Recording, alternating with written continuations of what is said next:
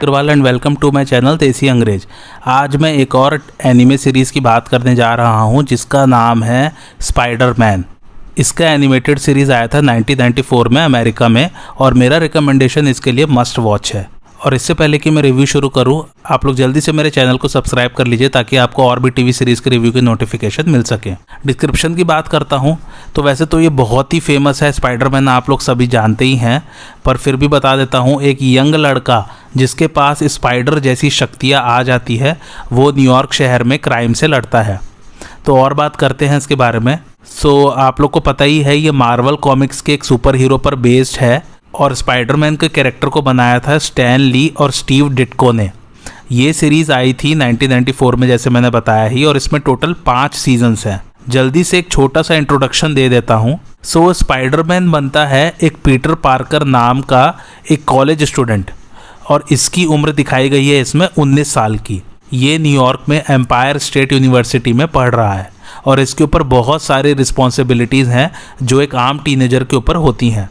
उसको अपनी love life को मेंटेन करना है और उसका लव इंटरेस्ट इसमें 2 दिखाए गए हैं।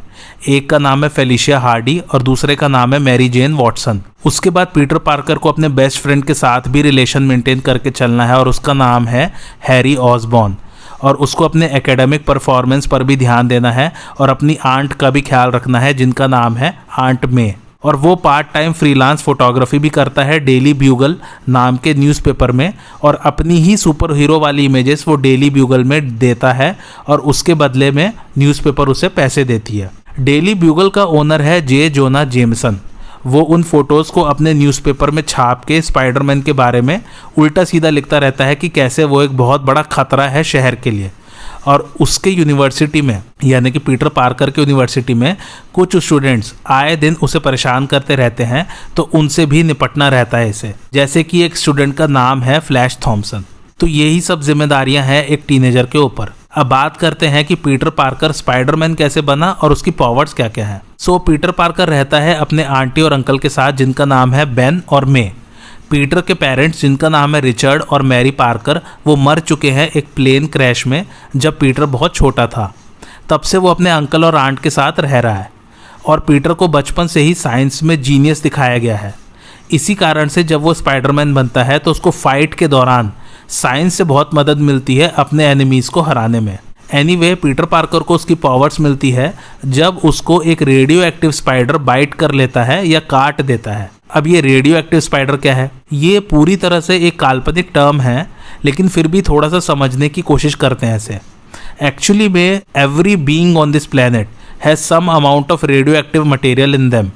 यानी कि धरती पर जितने भी जीव हैं सभी के अंदर थोड़ा बहुत मगर negligible amount of radioactive material present है। अब ये जो रेडियो एक्टिव स्पाइडर है, बस यूँ समझ लीजिए इसके अंदर amount of radio active element दूसरे जीवों के मुकाबले में कुछ ज़्यादा ही है। ऐसा तब हुआ होगा जब कोई पर्टिकुलर स्पाइडर ज़्यादा समय के लिए रेडिएशन से एक्सपोज हुआ होगा। ऐसा रियल लाइफ में हो सकता है क्योंकि वो जो चेरनोबिल या फुकुशिमा में न्यूक्लियर रिएक्टर वाला हादसा हुआ था, तो वहाँ पर अभी जो वाइल्ड लाइफ बस रही है उनमें amount of radioactive material obviously ज़्यादा होगा क्योंकि वहाँ की हवा में ही रेडियो एक्टिविटी ज़्यादा है। अब इसमें भी 2 चीज़ें हो सकती हैं। पहला ये कि जब स्पाइडर ने पीटर को काटा तो उसकी रेडियो एक्टिविटी पीटर के अंदर चली गई और उसने पीटर पार्कर को एक म्यूटेट बना दिया। म्यूटेट मतलब जिसका डीएनए चेंज हो जाए किसी पदार्थ के एक्सपोजर में आ जाने से, और फिर पीटर पार्कर के अंदर पावर्स आ गई। दूसरी चीज़ ये हो सकती है कि रेडिएशन से एक्सपोज हो जाने के कारण स्पाइडर के अंदर ही चेंजेस आ गए और उसके वेनम में भी चेंजेस आ गए, जिसके कारण जब उसने काटा पीटर को तो पीटर के अंदर वो वेनम ने जाके पीटर को सुपर पावर्स दे दी। ओवरऑल ये है कि पीटर पार्कर को स्पाइडर वाली सुपर पावर देनी थी तो कॉमिक्स में कुछ भी करके दे दिया है। अच्छा, ये स्पाइडर काटता कब और कहाँ पर है? तो यूनिवर्सिटी की तरफ से एक साइंस एग्जीबिशन में स्टूडेंट्स को ले जाया जाता है और वहाँ पर स्पाइडर्स रहते हैं स्टडी के लिए केसेस में बंद रखे हुए, लेकिन एक पर्टिकुलर स्पाइडर खुला रह जाता है और वो पीटर को काट लेता है। सब कुछ सर्कमस्टेंशियल है। एनीवे, इस तरह पीटर को स्पाइडर वाली पावर्स मिल जाती है। क्या क्या पावर्स मिलती है उसकी बात करते हैं। तो उसके पास सुपर ह्यूमन स्ट्रेंथ आ जाती है, स्पीड, एजिलिटी यानी कि तुरंत अपने शरीर को किसी भी पोजीशन में मोड़ लेना, लाइटनिंग रिफ्लेक्सेस यानी कि किसी भी सिचुएशन से तुरंत बचने की क्षमता, स्टेमिना, इक्विलिब्रियम यानी कि कोऑर्डिनेशन और बैलेंस करने की पावर, दीवार से या छत से चिपक के वो कहीं भी चढ़ सकता है जैसा कि एक मकड़ी करती ही है, और एक सबसे इंपॉर्टेंट सुपर पावर जिसका नाम है स्पाइडर सेंस, या जिसे हम आम आदमी की भाषा में सिक्स्थ सेंस भी कहते हैं। तो अगर कोई भी खतरा स्पाइडरमैन पर आने वाला होता है तो उसको पहले ही उस खतरे का आभास हो जाता है, जिसके चलते वो तुरंत उसके अकॉर्डिंग स्टेप्स ले लेता है अपने आप को बचाने के लिए। एनीवे, इस सीरीज में सभी मेजर और माइनर विलेंस दिखाए जाएंगे। ये सीरीज मुझे इसलिए भी पसंद आई क्योंकि इसने कॉमिक्स को बहुत ही क्लोजली फॉलो किया है और 5 सीजन्स में मोस्टली सब कुछ कवर कर लिया है स्पाइडरमैन से रिलेटेड। इसलिए इस सीरीज़ को देखने के बाद मैं जब भी कोई स्पाइडरमैन मूवी देखता था तो मुझे कहानी काइंड ऑफ ऑलरेडी पता होती थी, बट मैं मूवी सिर्फ और सिर्फ लाइव एक्शन और स्पेशल इफेक्ट्स के लिए देखता था, और काफ़ी सारी चीज़ें तो अभी तक मूवीज़ में एक्सप्लोर भी नहीं की गई हैं। जी हाँ, आप सोच रहे होंगे कि लेटेस्ट मल्टीवर्स के स्पाइडरमैन्स को एक साथ दिखा के कहानी का लेवल बढ़ा है। खैर, बढ़ा तो है, बट इसके बाद और भी बहुत सारी चीज़ें होती हैं जो कि इस एनिमेटेड सीरीज़ में दिखाई गई हैं। एनीवे, जो विलेंस इसमें आते हैं वो बहुत ही पावरफुल और ज़बरदस्त होते हैं, और जैसा मैंने मोस्ट ऑफ द सीरीज़ के रिव्यू में कहा है कि अगर विलेंस सुपर हीरो के ऐसी तैसी कर दें तो फिर सीरीज़ या मूवीज़ और मस्त हो जाती है। कुछ विलेंस के नाम बता देता हूँ: Hobgoblin, Venom, Carnage, Morbius, Sandman, Doctor Octopus, Lizard, Hunter, Kraven the Hunter, Electro, Mysterio वगैरह वगैरह। इनमें से काफ़ी सारे विलेंस आप लोग मूवीज़ में देख ही चुके हैं। अभी तक जो नहीं आया है मूवीज़ में उसका नाम है किंगपिन। किंगपिन एक्चुअली में बहुत ही पावरफुल विलेन है और वो स्पाइडरमैन की वाकई में ऐसी तैसी कर देता है। और सबसे बड़ी बात, उसके पास कोई सुपर पावर नहीं है, बट फिर भी वो सबसे पावरफुल विलेन है स्पाइडरमैन यूनिवर्स में।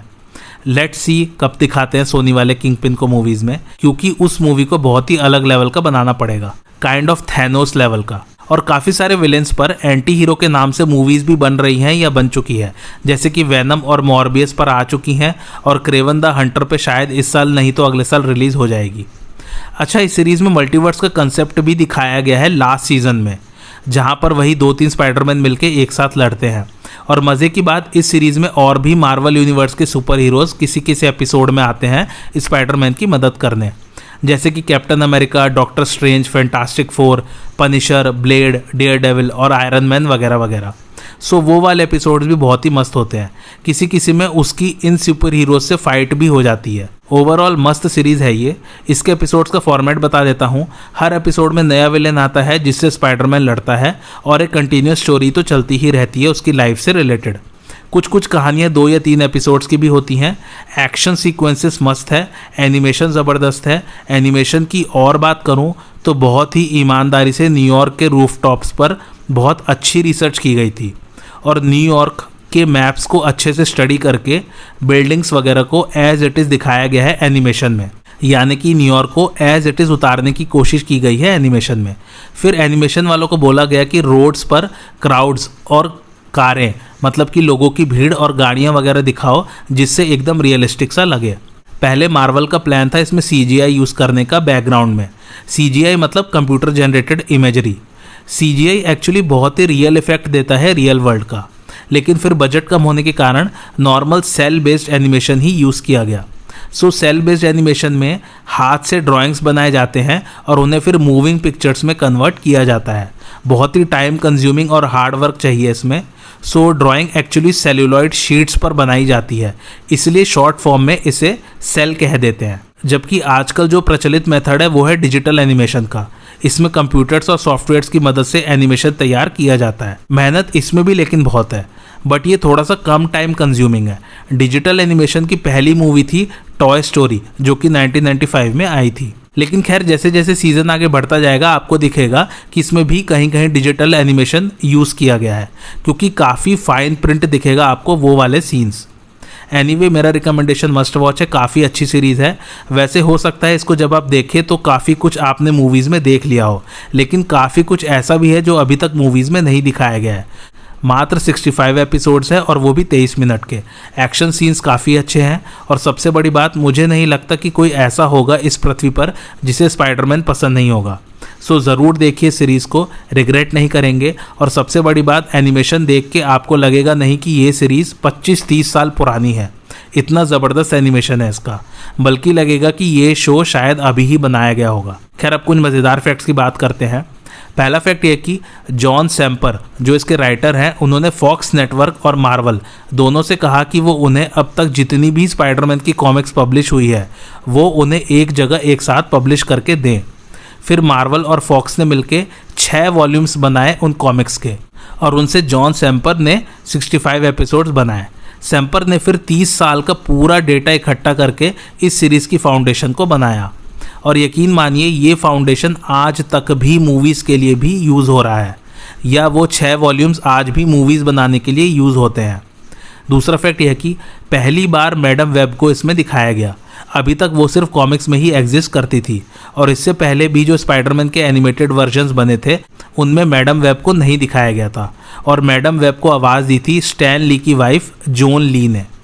तीसरा फैक्ट यह है कि ग्वेन स्टेसी को इस सीरीज़ में नहीं दिखाया गया है क्योंकि कॉमिक्स में वो 20 सालों से मरी हुई है, लेकिन खैर सीरीज़ के फिनाले में ग्वेन स्टेसी का कैरेक्टर आता है।